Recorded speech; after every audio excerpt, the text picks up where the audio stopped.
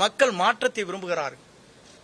ஒரு தூய்மையான ஆட்சி தமிழகத்திலே கொண்டு வர வேண்டும், ஒரு மாற்றங்கள் தேவை என்ற நோக்கத்தோடு தான் இந்த பயணங்களை அவர் மேற்கொண்டிருக்கிறார்கள். இந்த பயணம் என்பது உங்கள் தொலைக்காட்சி நண்பர்கள் மட்டுமல்ல, மக்கள் இன்றைக்கு முழு மனதோடு வரவேற்றிருக்கிறார்கள்.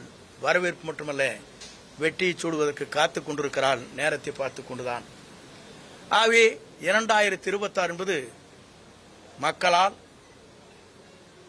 வரவேற்கப்படுகிற, மக்களால் ஏற்றுக்கொள்ளப்படுகிற, மக்களால் உருவாக்கப்படுகிற ஒரு புனித ஆட்சி தமிழகத்தில் உருவாகுவதற்கு நம்முடைய வெற்றி கழகத்துடைய தலைவர்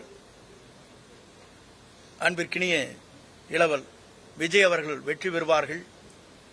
2026 மக்களால் மாபெரும் புரட்சி உருவாகி வெற்றி என்ற இலக்கை அவர் எட்டுவார் என்பதை மட்டும் நான் இந்த நேரத்திலே உங்களுக்கு பணிவன்போடு தெரிவித்து, வருகின்றிருக்கிற தொலைக்காட்சி நண்பர்கள், ஊடக நண்பர்களுக்கு என் வாழ்த்துக்களையும் நன்றியும் பாராட்டுதலையும் தெரிவித்துக் கொள்கிறேன்.